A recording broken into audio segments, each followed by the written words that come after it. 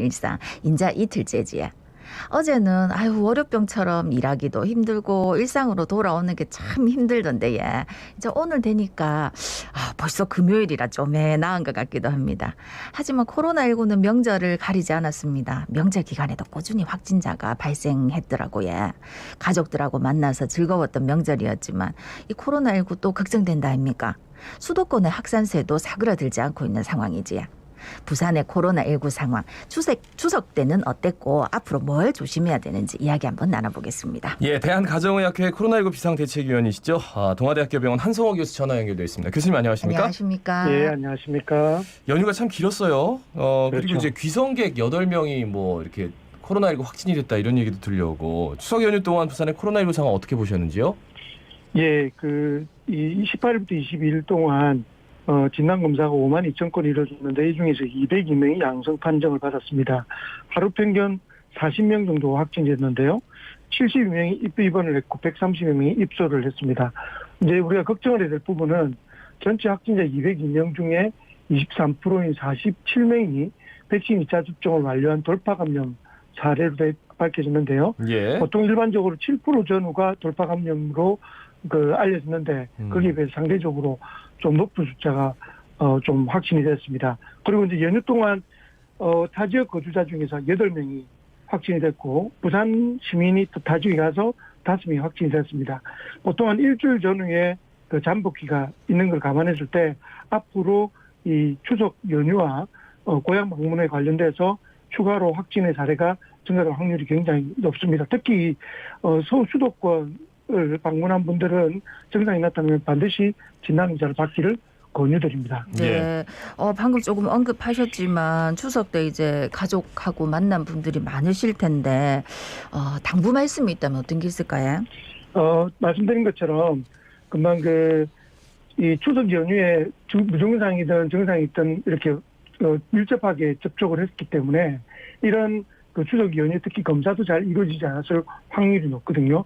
그래서 앞으로 향후 일주일 전후에 아마 관련돼서 확진자가 좀 증가할 확률이 높습니다. 그래서 증상이 조금이라도 있으신 분들은 좀 타지를 갔다 왔다 또는 타지 분들이 오셨다 하는 분들 중에 조금이라도 있으면 다른 분에 비해서 좀 더 적극적으로 선별검사를 받기를 권유드린다. 이렇게 당부드립니다. 예, 그래요. 부산의 코로나19 신규 확진자가 28명. 그리고 앞서 제가 제일 궁금한 건 돌파 감염을 말씀해 주셨는데 그럼 돌파 감염이 된 다음에 위중증으로 갈 확률이 상대적으로 떨어지는 거죠? 어떻습니까? 예, 맞습니다.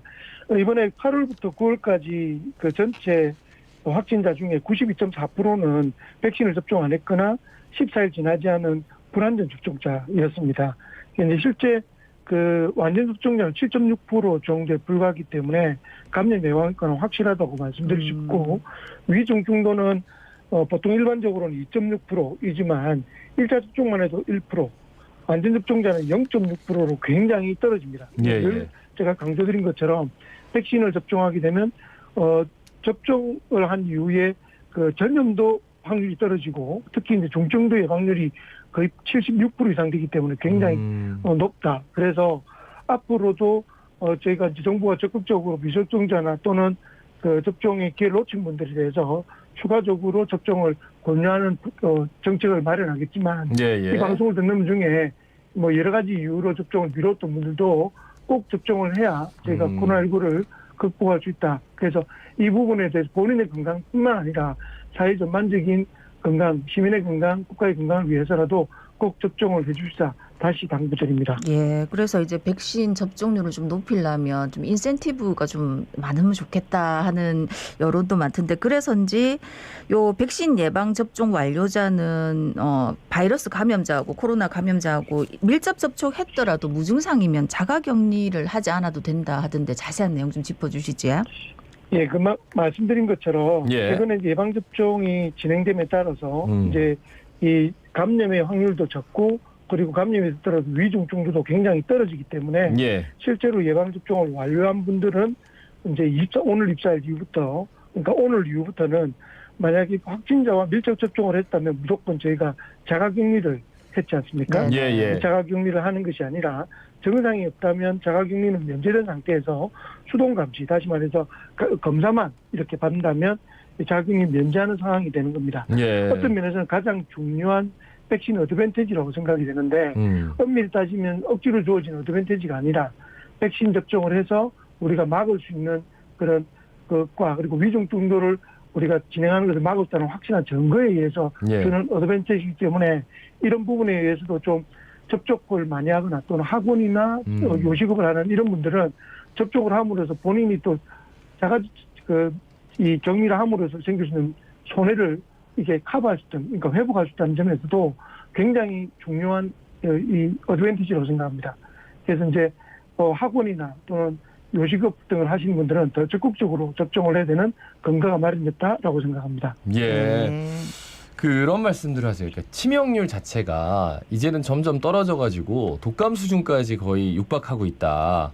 그러면서 아니 뭐 확진돼도 그렇게 증상도 심하지 않다는데 나 그냥 뭐 걸리고 말지 뭐 이런 식으로 얘기하면서 약간 그 백신 접종 자체를 조금 그러니까 약간 조롱하는 듯한 예, 그런 느낌으로 말씀하실 때 전 사실 1차 접종하고 2차 간절하게 기다리고 있는데 뭐라고 드릴 말씀이 있는데 그분들이 이미 많은 것들로 무장이 돼 있더라고요.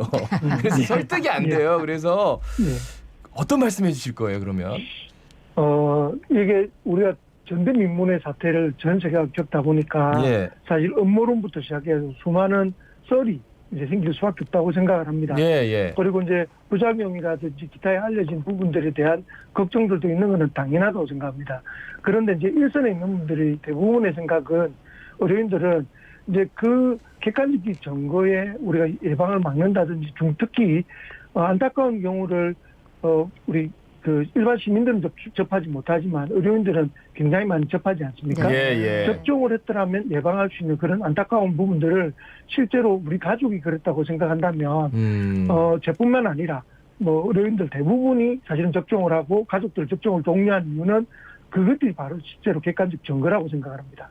그래서 누가 하더라 유튜브나 뭐 SNS에서 많은 이야기들이 떠돌고 있지만 무조건 맹신하지 마시고 객관적인 이런 그 증거를 제시하는 그런 증거를 바탕으로 좀 믿음을 가지시면 좋겠다라고 강조드리고 싶습니다. 네. 내가 조심하면 되지 이런 식으로 얘기를 하시던데 그런 생각을 갖고 계신 분은 집 밖에 절대 나오면 안 된다는 거 그렇죠. 말씀드리겠습니다. 예. 그래서 어쨌든 이제 백신 접종을 뭐 가급적이면 하시는 게 뭐 제일 좋은데 임신부하고 이제 소아청소년들은 곧 접종 계획이 발표된다는데 요 안전성이라든지 이런 건 어떻게 보십니까? 예, 아마 27일 날 그 코로나19 4분기 시행 계획이 발표될 계획인데요. 여기에 이제 임신부 소아청소년에 대한 코로나19 예방접종 계획하고 부스터샷이라고 하는 추가 접종 그리고 미접종자의 추가 접종 계획에 대해서 아마 발표를 할 계획입니다. 아마도 임신부와 12세부터 17세의 소아청소년에 대한 백신 접종은 아마 허용이 되는 것은 뭐 미국이든 영국이든 대부분의 나라들이 허용하기 때문에 그런 허용은 당연하다고 생각이 되고요. 대신에 이제 12세, 17세에 해당되는 소아청소년에 대한 백신 허용은 아마 적극적인 접종보다는 권유한 형태가 되지 않을까라고 생각됩니다. 예측이 됩니다. 중요한 또 부분이 그 접종 초기에 백신을 맞았던 요양병원, 시설 입원 입소자 등의 취약계층, 면역 저하자 등에 대해서도 부스터샷 추가 접종을 시행하는 것을 추진할 확률이 높다라고 예측하고 있습니다. 예. 그래요. 부스터샷 이 얘기를 두고 참 얘기가 많아요. 어떻게 봐야 될까요? 최근에 제가 또 한번 말씀드렸지만 미국의 FDA 소속 전문가들이 부스터샷이 객관적인 증거가 아직까지 부족하다라고 말씀드렸지 않습니까? 그런데 미국에서는 FDA가 결국 65세 이상의 고령자 또는 연령과 상관없는 코로나19 고위험군에 대한 화이자 백신의 1차 부스터샷을 긴급 사용을 승인했습니다. 원래는 이제 18세 이상의 모든 성인을 대상으로 했지만 이 대상자가 축소가 되었죠. 그렇지만 부스터샷은 아마 고위험군에 해당돼서는 어쩔 수 없이 부스터샷을 접종하는 것을 허용할 수밖에 없다. 왜냐하면 고위험군은 결국은 위중 중도나 사망 같은 안 좋은 결과를 일으키는 고위험군이기 때문에 그렇습니다. 그래서 아마 부스터샷은 조심스럽지만 우리나라에서도 일부 군에서는 아마 허용을 하지 않을까라고 예측을 하고 있습니다. 네. 예. 미국은 이때 이제 코로나19 사망자 수가 1918년에 유행했던 스페인 독감 사망자 수를 넘어섰다 하던데 이거 어떤 의미로 해석하면 될까요? 존스 홉킨스 대학의 재미있는 발표였는데요. 20일 기준으로 코로나19 누적 사망자가 미국에 67만 5천 명이었습니다. 스페인 독감 당시 추정치가 67만 5천 명에 비해서 지금 벌써 뛰어넘었는데요. 사실 2018년에 비해서 100년이상 지난 이 시기점에는 의학의 발전이나 또는 기타 예방접종들이 이렇게 추가적으로 됐다는 면에서는 비교가 할 수 없는 수치입니다. 어떤 면에서는 그때는 인공호흡기 백신이 없었지 않습니까? 예. 그래서 2018년에 비해서는 너무나 치명적인 숫자가 됐다는 거죠.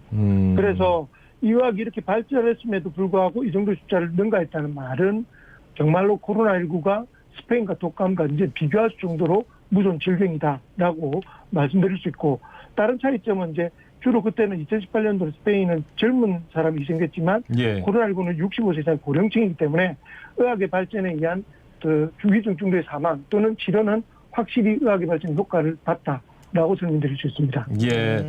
그 아스트라제네카 백신 공동 개발자가 앞으로 더 치명적인 코로나19 바이러스 변이가 확산 가능성이 없다. 뭐 이런 예. 식으로 전망을 했어요. 예. 변이가 없다? 뭐 좋은 소식인가요? 네네. 어떻게 봐야 될까요? 예. 아스트라제네카 공동개발자인 옥스퍼드 대학의 세라 길버트 대학 교수가 이야기를 했는데요.